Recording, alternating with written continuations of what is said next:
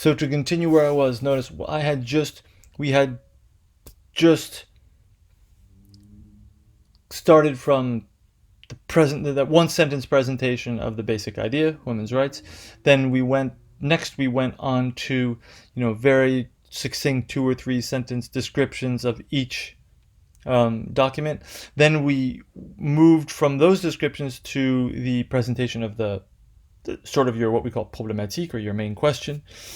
And it's important to notice, so we were just there, and once you get to that point, it would be convenient for you to say something to the extent. So this leads us to ask, one important question. Notice, and it's important that you could perhaps take a pause there if you're really in control. You don't want to be sort of rushing through this and getting jumbled, and you want it to be as clear as can be that that you are right at that time announcing what your main question is, your problématique, right? You don't want the 2 jury members to be arguing about what your problématique is, right? That should be the clearest thing in the world, right? And it's much clearer if you say, so this leads us to ask, a significant question, which is, right, really make it stick out, use pauses, really be able to highlight individual words, which is, how are women most subjected even when they appear to be most free, for example. I think that could be a problematic here. Notice this problématique is usually something a little bit paradoxical, right? You don't want to be sort of beating a dead horse, right? Enfoncer des portes ouvertes, right? So notice that there is I would say the paradox, that I'm not sure if it's the best one, but there are any number of problematiques. It seems to me as there's this idea that there are sort of elements where women seem to be free, and yet even where women are free, they seem to be subjected. And the question is sort of how to. So that's the problématique. So it's sort of with a paradox, and then you're going to go on to say, and so you've clearly announced your problématique, and then you're going to say, to answer this question, right? I just briefly put together sort of a plan. The first, we are going to look at the confinement in the domestic sphere. So that will be our first, and it's important when you announce this. Right? I'm just giving you an example of a plan. To take a pause, and I think this is something that very few candidates do, and I actually was able to do it, and I know it helped me out when I had when I did my concours. I said so. For example, I would say, to study this question, first we are going to look at the question of confinement in the domestic sphere. So, and it would be a good idea to repeat it: confinement in the domestic sphere. Now, notice it's a good idea for this is sort of the title of your part. It's really it's really nice to think in terms of sort of having a formula, as opposed to a sort of you don't want to have a 2 sentence first part, or any part. No part should be sort of too long. You should think of parts being like a label, right? Confinement in the domestic sphere is sort of convenient. It's one that because you're going to want to be able to talk about it later. It's really nice. Let's say you're in the middle of your second part, and you're developing your ideas, and you say, so if you remember, in our first part we talked about confinement in the domestic sphere, and now we're talking about, right?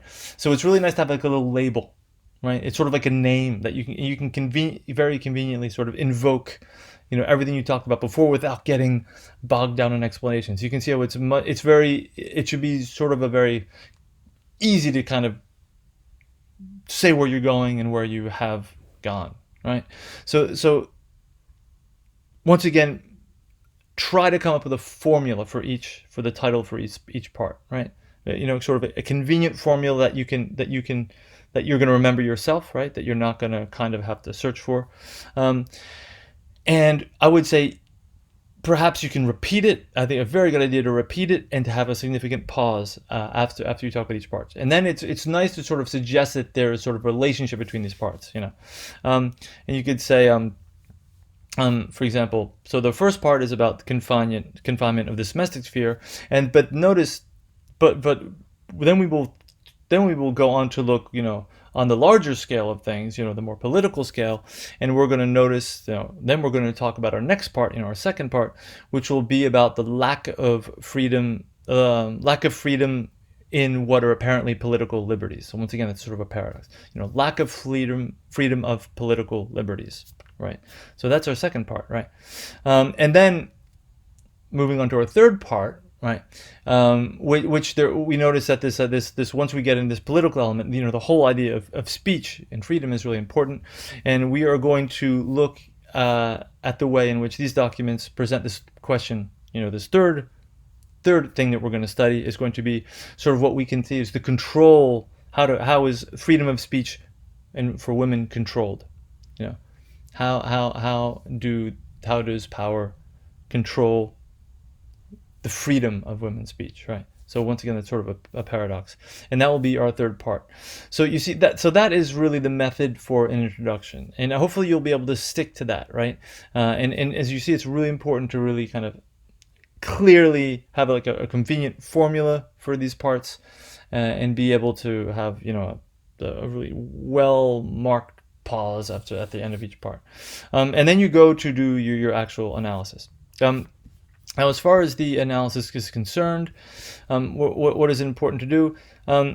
So notice you shouldn't do any analysis in the introduction. Notice here you're just doing. Notice this is actually the first part of the description, that I read you in the beginning in French, is that you're just presenting these documents, and you're also presenting sort of what you're going to study, but you're not doing any analysis per se. So in your analysis. So for example, we're going to start with the first part, confinement in the domestic sphere. First part is we call this confinement in the domestic sphere. Notice it's a good idea usually to start with something that's the most obvious and go to something less obvious and something that you can kind of build on. What you're going to want to do is you're going to want to you're going to show that this aspect, confinement in the domestic sphere, you should talk about, in each part you should talk about every document. This applies to all documents. So that is sort of a challenge because you could spend hours talking about each document, of course, right? And that is once again part of this idea of la mise en relation. You're gonna this theme, right? This first part, this idea of confinement in the domestic sphere. You want to sort of show how it surfaces and how is it at play in different ways in different documents, right? Okay. So for example, you could sort of you could let's say compare, and you could spend some time going. Perhaps you could look at I'm thinking you could look at, let's say, we've talked about the Hunt painting, right? You could go through an analysis to talk about perhaps sort of perspective, how we feel like we are, the painter uses perspective to sort of have this idea of sort of an enclosed woman. Even though we have this idea of the movement, we can talk about the movement towards, sort of a vertical movement, and the sort of look of expectation on the part of the woman who seems to be the mistress in the painting. There is distills this idea of the way the composition serves to sort of contain this woman. You can talk about that. That will be sort of your analysis, and then you could perhaps move on to compare that to let's say the Gloria Steinem journalistic text that is more contemporary. You could compare this. You could say on the one hand we have our Victorian painting showing how women are contained. We can compare this, right, to this sort of confinement in the domestic sphere that is present in the Gloria Steinem article. Notice it's a little bit different because here we have an article written by liberated women, and we can do a stylistic analysis, the way the familiar language, and the fact that we feel like we have what is presented are women who take part in political activity, who are actually in the working. On the working, and we notice that there is sort of at the same time we have there's always sort of in the background the sort of presence, sort of the ideal, right? Even in this text, the ideal of a woman who is confined.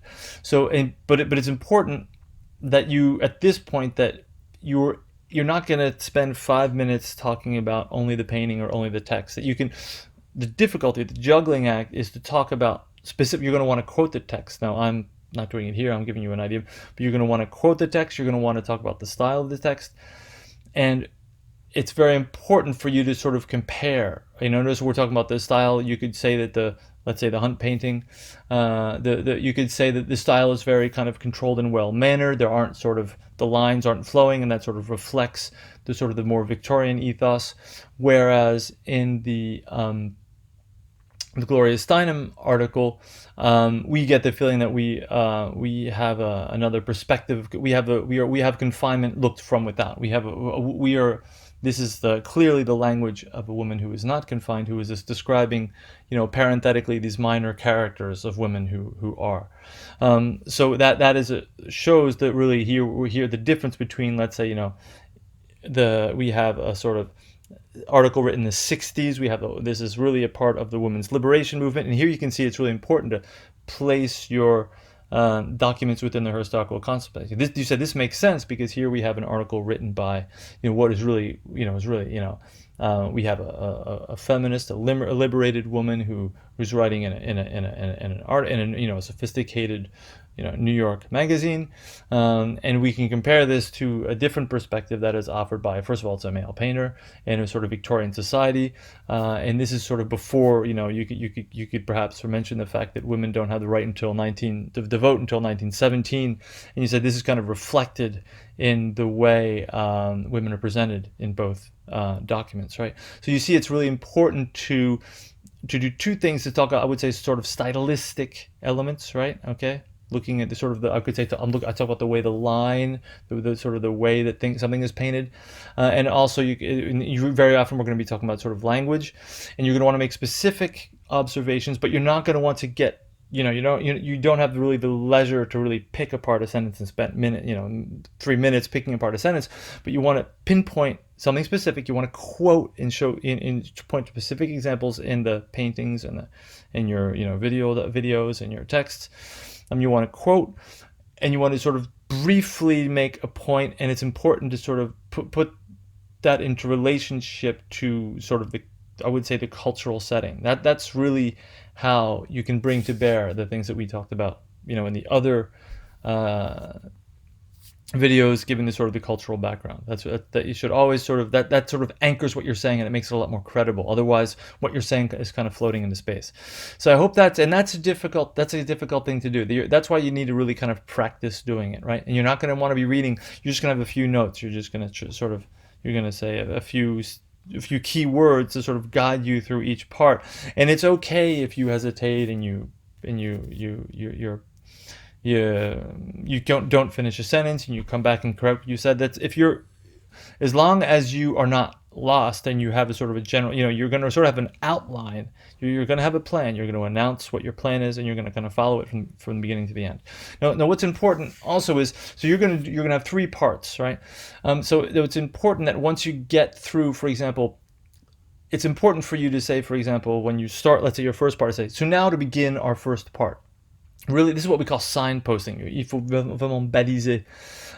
Really make it clear that you are moving. You're coming to a conclusion of your first part, and then you're going to move on to your second part. So let's say at the end, you could say, to conclude our first part at the end. So we have seen that even though the domestic sphere is sort of commonly presented as sort of the space where women have some kind of control, they are even in that sort of space that is sort of where women are supposed to have sort of a power. There still is a heavy element of control and confinement, right?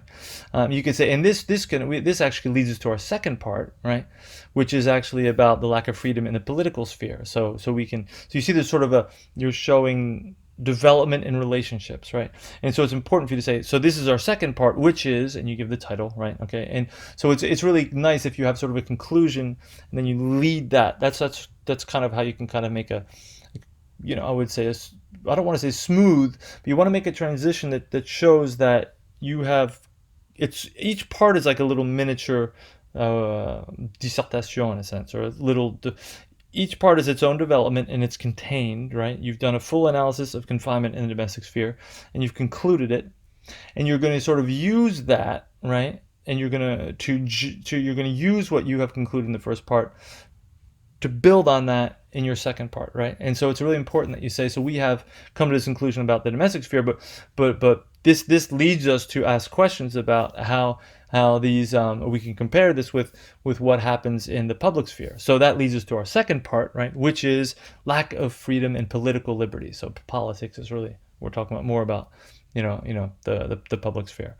So, and then you're going to continue to your second part. So that is, so it's very important for you can take a big pause there, and it's really important to say now we're moving on to our second part, right? So that is the end of our first part, and that is once again what we call signposting. It's a very good idea for you to be able to really talk about your own speech. And let's say, as I said before, in the middle of your second part, you can say, oh, so notice that this discussion of political liberties is very contrasts smartly with what we have said in our first part, which was about the confinement of the domestic sphere. Here we are seeing that I'm sort of improvising of what would I be saying in the second part, but you notice you're able to really say to talk about your own. It's really important to be able to talk about your own speech here, and your voice is going to really reflect that. You're going to, by the way, it's really important for you to have sort of get the feeling that your voice is kind of poised, right? That you are often you have sort of falling intonation, which means you're kind of sure of yourself, and you have some kind of sense of balance, and that you are completing your ideas. You're moving from one finished sentence to another. It's very important, and part of that poise is you're going to be able to. It has to do with a little bit of a distance that you have with your own presentation, and you're able to see, well, that was my first part, right? And now let's move on to the second part, right? And that it makes a huge difference if you're able to do that. And once again, the whole idea is that the jury members that are listening to your presentation they have no question in the mind of where you are and where you're going, right? And then they really get the feeling that you're presenting something that's really well constructed and easy to follow, and that's where it actually gets interesting, right? And that's, I would say, the most important thing about the method that you can keep in mind. If you are able to do this, you will definitely get your KEPES. Right. So obviously you should keep in mind Mr. Kamiyama was more focused on I would say aspects of obviously intonation too, but pronunciation, obviously but that you're not only going to be tested on just how well you pronounce English, but try to really work on both of these things. Each one will help the other. If you are more sort of poised because you are better able to lay accent on specific words, you're better able to take pauses. Your accent will sound more natural, right? So it's worth working on, right? And it makes a huge difference. It can really, and unfortunately, to be honest, a very significant percentage, I would say more than half, don't really seem to be aware of these aspects. And when you're in the jury, you're aware of the fact that I would say that a majority of candidates really are unable to give the best of themselves, and they're sort of trapped in the exercise. And there really is a way for you to make the most of it, right? And I think it has a lot to do with, really being able to structure ideas, take pauses, make it really clear what your main points are. Okay, so that's the I would say the gist of what we're asking you to do. Next week, I'm going to send you another dossier, and you are going to be able to with more instructions about what we're going to ask you to present. But you are going to, as a reminder of what we have said, we are going to ask you to present your 20-minute mise en relation, I should say, of your the set of documents by June 1st. Okay, so good luck with your preparation, and I will see you next week. Take care.